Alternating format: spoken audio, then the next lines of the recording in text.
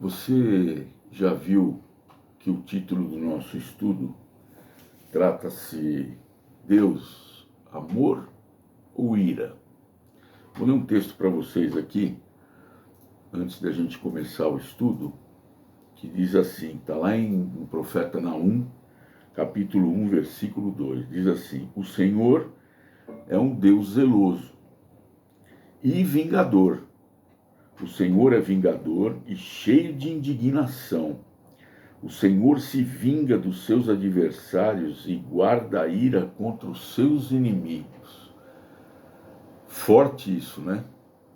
Aí você sempre teve uma ideia, bom, Deus é bonzinho, Deus é amoroso, Deus é uma pessoa boa.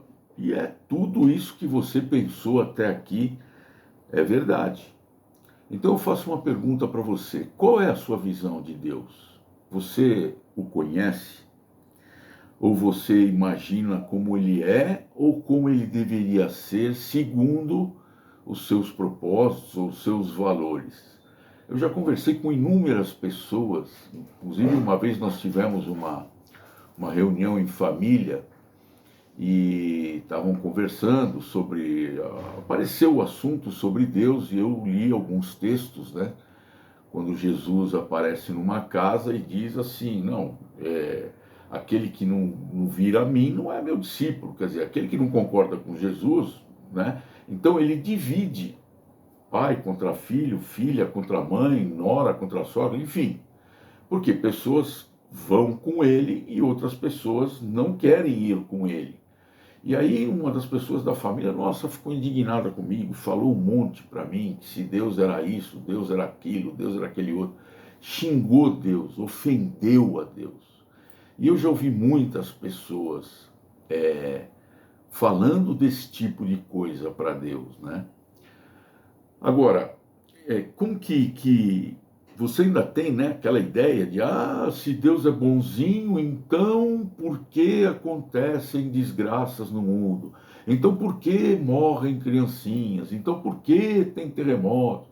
Então por que às vezes destrói cidades, acabam com tudo? Você ainda tem essa ideia? A gente precisa conhecer a Deus, né? Deus nos conhece, claro, obviamente, Ele nos criou, né? A sua imagem e sua semelhança. Eu já falei aqui para vocês, está lá no primeiro livro da Bíblia, Gênesis, quando Deus vai criar o homem, Ele fala assim: façamos o homem a nossa imagem e semelhança. Por que façamos, né? Porque é Deus Pai, Deus Filho e Deus Espírito Santo. A triunidade funcionando ali. Mas enfim, você tem que conhecer a Deus, né? Então é assim, Deus é amor também. Você está certo, certíssimo em pensar que Deus é amor. E quer ver? Vamos ler um texto aqui, que está lá em 1 João, capítulo 4, versículo 8, né? 1 João, capítulo 4, versículo 8. Olha só o que ele fala aqui, né? E você quer ver a maior prova de amor, né? 1 João, capítulo 4, versículo 8, diz assim, aquele que não ama não conhece a Deus, porque Deus é amor. Veja bem, amor é diferente de gostar. Aquele que não ama não conhece a Deus, porque Deus é amor. Às vezes você ama uma pessoa, amar é servir, ou está precisando de alguma coisa, vou lá, porque Deus fala, ama o seu inimigo, quer dizer, você não gosta do seu inimigo, mas se ele precisar de alguma coisa, você está ali. Se ele precisar ouvir a palavra de Deus, você está ali para falar a palavra de Deus. Então você ama, por quê? Porque Deus é amor. E quer ver a maior prova de amor que Deus deu? Ele deu seu filho para morrer por você e por mim, na cruz. Quem era para estar pregado naquela cruz? Era você, era eu, éramos nós. E lá em João 3,16 diz assim: porque Deus amou o mundo de tal maneira que deu seu único filho para morrer na cruz por nós, para que nós não pereçamos, para que nós tenhamos a vida eterna. Então, o versículo diz assim: porque Deus amou o mundo de tal maneira para que todo aquele que nele crê não pereça, mas tenha a vida eterna. Nele crê o quê? Crê que quem era para estar lá era você. Crê que aquele sangue derramado foi para purificar você dos pecados, para você viver eternamente ao lado de Deus, né?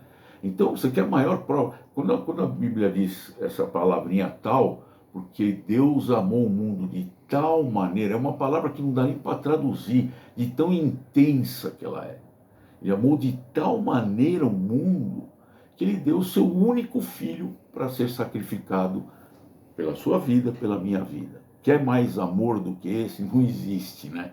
Pensa bem você sacrificar alguma coisa, ou até você, eu vou morrer em prol de alguém. Né? É uma coisa meio que inconcebível, mas Deus provou o seu amor dando o seu único filho para morrer no seu lugar, no meu lugar. Então, Deus é amor. Agora, Deus também é justo e santo. Quer ver?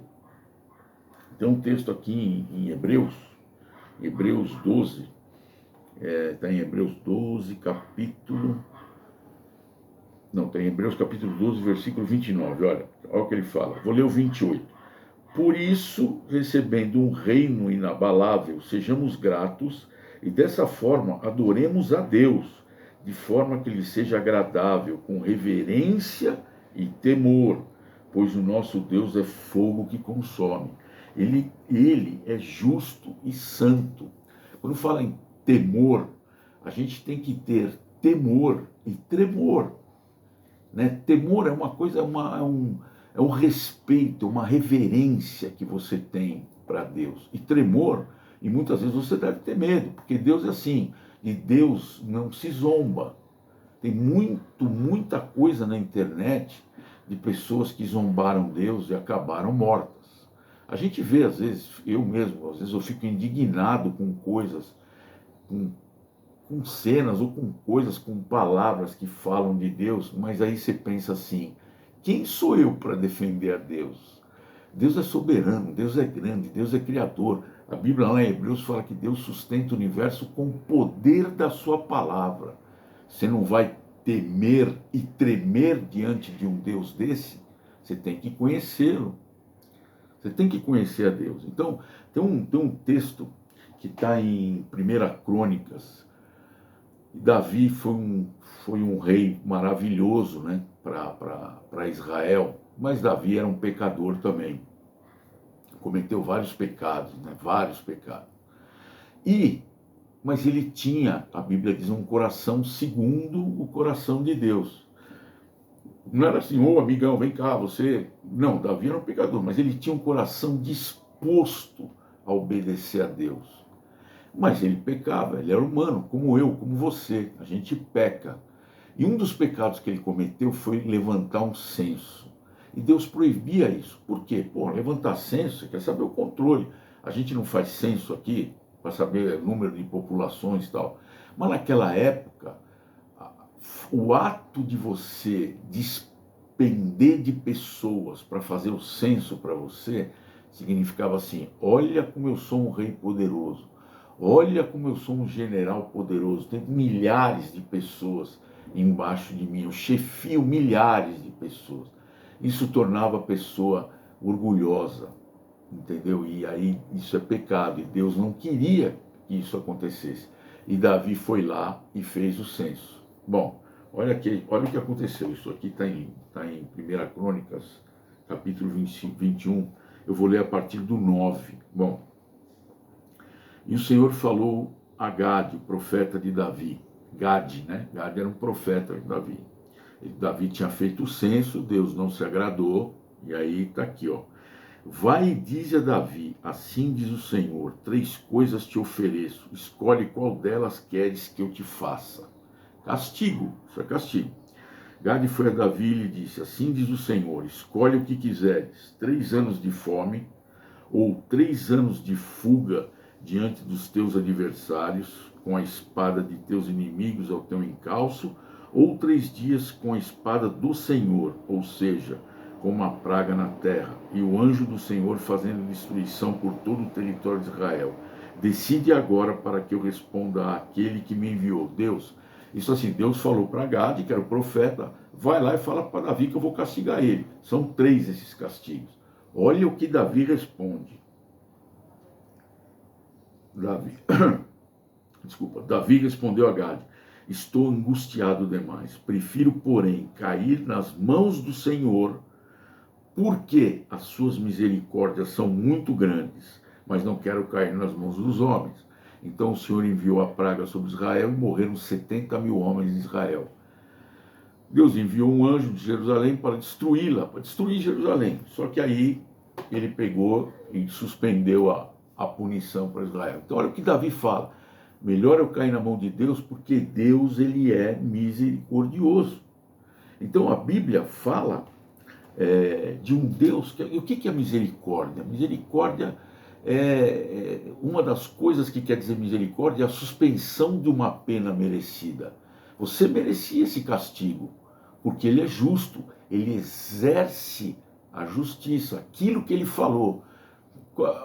Eu faço uma analogia, o seguinte: às vezes infelizmente, a gente está vivendo num país que, não estou aqui falando de política, mas é o que a gente vive, o que a gente lê e vê nos telejornais e coisa assim. A gente vive num país que, embora tenham leis, tenha uma Constituição, essa Constituição foi rasgada por alguns poderosos que fazem o que bem entendem. Agora, quando você vai num país que existem leis e justiça, a justiça nada mais é do que o cumprimento da lei. Você fica, nossa, mas que país! Não estou dizendo se o povo é legal, se o povo não é legal, mas você se sente acolhido, você se sente protegido, né? Uma vez eu estava viajando nos Estados Unidos e estava muito frio, e a gente estava com uma pessoa que precisava comprar fraldas para o filho. Estava chovendo, um frio, e era assim, era um lugar, uma loja, né, uma dessas lojas que vende de tudo, um estacionamento enorme para milhares de veículos, e não tinha absolutamente ninguém, porque já era tarde, estava muito frio e chovendo.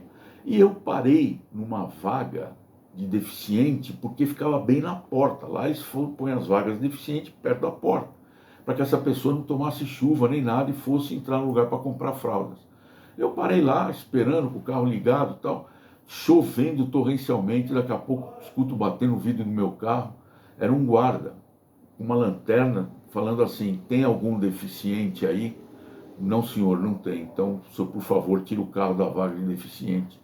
2 horas da manhã, chuva, frio, e aí não quer saber por quê. O cara está fazendo exercer a lei. E aí você fala: nossa, que maravilha. Nem sei de onde surgiu o guarda, mas ele apareceu embaixo de chuva com uma lanterninha, pediu para eu abrir o vidro, ainda olhou com a lanterna para ver se tinha algum deficiente, para me dar advertências. Mas enfim, Deus, ele é justo. O cara pecou, vai receber a punição. Então você fala assim: ah, mas puxa, eu não fiz porque não interessa a sua intenção. Você sabia que não era para fazer aquilo lá. Então, e aí, a gente está falando aqui, ó, Deus é amor, prova do seu amor total, deu seu filho.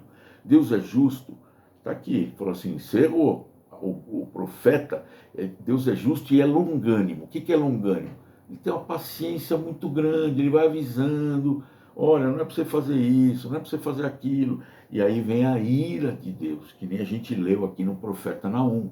E Deus se irou, tinha cidades que pecaram. Vocês já ouviram falar na história de Sodoma e Gomorra, que Deus destruiu Sodoma e Gomorra. E até hoje, já acharam, hoje, nos dias atuais, nós estamos aqui em 2025. O ano passado foram lá, eu vi um programa num canal do YouTube que mostrava, ela mostrando, Deus fez chover enxofre lá, ela pegando pedras de enxofre num lugar que não existe mais nada, que era Sodoma e Gomorra. Ela botando fogo naquela pedra, levando para um lugar escuro aquele fogo azul. Uma coisa fantástica. Ainda tem gente que não acredita na Bíblia. Mas isso aconteceu há milhares de anos atrás, e está lá o lugar destruído, com enxofre no chão até hoje lá. Porque Deus destruiu, e Deus foi avisando: olha, estão pecando, e levanta profeta para ir lá: olha, gente, vocês estão errados, voltem-se para Deus. E qual era o erro? O erro era de sempre, né? A maioria era idolatria. Deus era um Deus poderoso, um Deus amoroso, um Deus justo. Tirou o povo da escravidão e o povo caía na idolatria, caía na corrupção, caía na bandalheira. Então Deus não se alegrava disso e mandava profeta: olha, vocês estão errados, vocês estão experimentando uma bênção, né? Uma maravilha financeira, militar, e assim mesmo, vai com idolatria, vai com... Deixa os pobres de lado, vamos escravizar o cara do nosso povo mesmo. Imagina você ter um amigo que está passando necessidade, você fala para ele assim: ó, vem cá, você quer ser meu escravo? Eu te dou comida lá e te dou um canto para morar, mas você vai ser meu escravo, não vou te pagar nada. Pô, não se faz isso, e os caras faziam isso naquela época, entendeu? Então Deus não se agradava, mas Deus é longânimo. Deus não destruía nada sem avisar eles, entendeu? Ele ia lá, avisava, e avisava e avisava, e mandava profetas, e isso às vezes durava anos, décadas, avisando. O povo não obedecia, ele ia lá e fazia executar a justiça. Então isso é muito bom, você viver com alguém que é justo, e não com alguém que fala mentiras, ou que te promete coisas que não vai cumprir. Então, para a gente concluir, né? Você está em guerra com Deus? É assim, né?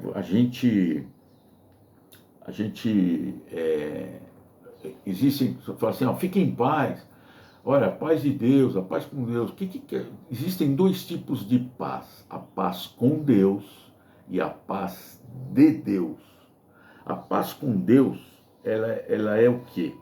A paz com Deus é quando você faz as pazes com Deus, porque você está em guerra com Deus. Por quê? Porque quando o homem pecou, Deus vivia com o homem, certo? Na viração do dia lá. Deus estava com o homem e tal. Aí o homem pecou e Deus não convive com o pecado. Ele é santo. Tanto é que a Bíblia fala muito mais em santidade de Deus do que amor de Deus. Então Deus é santo e não convive com o pecado. Então quando o homem pecou, Deus voltou para a sua habitação, saiu de perto do homem. E aí criou uma inimizade entre Deus e os homens. O que uniu o Deus e os homens, né? Jesus Cristo. A cruz de Jesus Cristo foi essa união. Por isso que fala assim, o que quer dizer religião?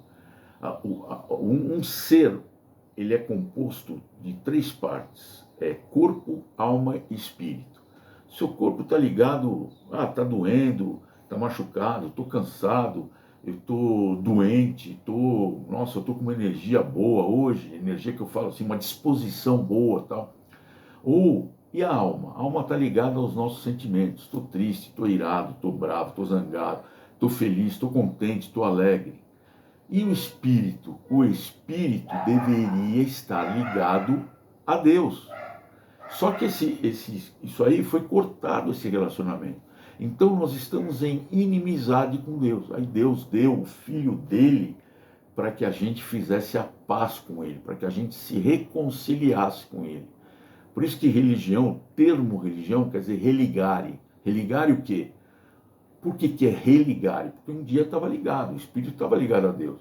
Mas quando o homem pecou, Deus saiu, voltou para sua habitação e ficou desligado. Então as religiões tentam religar o Espírito a Deus. Mas a única forma, lá em João 5,24, diz assim: eu sou o caminho, a verdade e a vida. Isso Jesus falando. Ninguém vem ao Pai senão por mim. Quer dizer, se você não for por intermédio de Jesus Cristo, você não vai chegar ao Pai. Isso é o que a Bíblia diz. E eu já falei para vocês que a Bíblia é a palavra de Deus. O próprio Deus deixou escrito isso para nós. Ele se faz conhecer através da sua palavra. Então você quer conhecer, quer se relacionar com ele? Vem se relacionar vai ler, vai estudar as Escrituras. Muito bem, então como é que você faz a paz com Deus? A paz com Deus, você se reconcilia com ele através de Jesus Cristo. E ali em Efésios tem um texto Efésios 1,13, que diz assim, olha, em quem também vós, depois que ouvistes a palavra da verdade, o evangelho da vossa salvação, tendo nele também tendo nele também crido, fostes selados com o Santo Espírito da promessa. Quer dizer, você ouviu a palavra da verdade, creu. Creu quer dizer, Senhor, eu entendo que eu sou pecador, me arrependo dos meus pecados, peço perdão para o Senhor e quero entregar a minha vida ao Senhor. Quero que o Senhor venha habitar no meu coração. Pronto, se você fez isso de coração, você vai receber um selo, que é o selo do Espírito Santo. Você vai passar a ser um ser santo. Por quê? Você vai ser uma habitação de Deus. Deus vai habitar no seu coração. Ele que vai te falar, olha, isso aí vai, isso aí não vai, naquelas decisões da vida, né? Então você vai estar em paz com Deus. Acabou, você está reconciliado com Ele. E a paz de Deus? A paz de Deus aí é uma outra história. Diz assim, olha, lá em 2 Tessalonicenses 3,16, diz, ora, o Senhor da paz, Ele mesmo, vos dê continuamente a paz em todas as circunstâncias, o Senhor seja com todos vós. Essa é a paz de Deus. A paz de Deus é aquela paz que não dá para entender. Quando você está num problema mais crítico, ou num momento de angústia, sabe, aquela, vem uma paz dentro do seu coração. Você não entende por quê. Essa é a paz de Deus. Deus está te dando uma paz para você resolver suas coisas, para você não se desesperar, para você continuar calmo. Essa é a paz de Deus. E ela vem continuamente, ela é dada continuamente, né? Ela não depende de circunstâncias. Se você é um filho de Deus, se você creu na palavra, creu que Cristo morreu no seu lugar, você recebeu o selo do Espírito Santo, essa paz, ela vem. Ela vem para você ficar tranquilo. E ela vem, tanto mais você conhece a Deus, porque você mais vai confiar nele. Você mais vai ter certeza que você está embaixo de um Deus amoroso, um Deus bondoso, um Deus longânimo, um Deus misericordioso, um Deus cheio de graça, um Deus fiel. Opa, fiel a quem? Ele é fiel à sua palavra, não à sua imaginação. Ah, eu imagino que Deus seja assim, seja assado, seja daquele outro. Não, Deus é fiel à sua palavra. Então, meus amados amigos e irmãos, não queiram estar debaixo da ira de Deus. Muito pelo contrário, queiram estar no seu colo, queiram estar, sabe, sob a sua graça, sob os seus braços, sob o seu cuidado, o cuidado de Deus. Queira fazer parte da família dele. E quem é que faz parte da família dele? São os filhos. Nós que cremos na palavra de Deus, tornamos-nos filhos de Deus. Nós nos tornamos filhos de Deus. Até então, quando você não está em paz com Ele, você não é um filho de Deus. Você é uma criatura de Deus, mas não filho. Ele considera os filhos dele. Mas todo mundo pode ser. Todo aquele que lê a palavra, ouvir a palavra e crê, pode se tornar um filho. Por isso que às vezes a gente tem meio que obrigação de pregar as boas novas. Isso aqui é um presente, você concorda que isso aqui é um presente? Quando você chega para alguém, você fala assim, olha, você está passando por dificuldades, seja emocionais, seja espirituais, seja financeiras, seja de saúde, qualquer coisa, você vai e leva um presente. E Deus, não estou dizendo que Deus vai oferecer a cura, Ele pode curar, Ele é milagroso, Ele faz milagres, Ele é soberano, mas pelo menos você vai levar um presente para Ele. Então, meus amigos, é isso. Que Deus fique com todos nós, que aqueles que estão de mal de Deus possam fazer as pazes com Ele, e aquele que já é de Deus possa ampliar a sua amizade, o seu conhecimento sobre um Deus tão maravilhoso que Ele é. E é no nome do Filho dele que eu oro e peço essas coisas para vocês. Amém.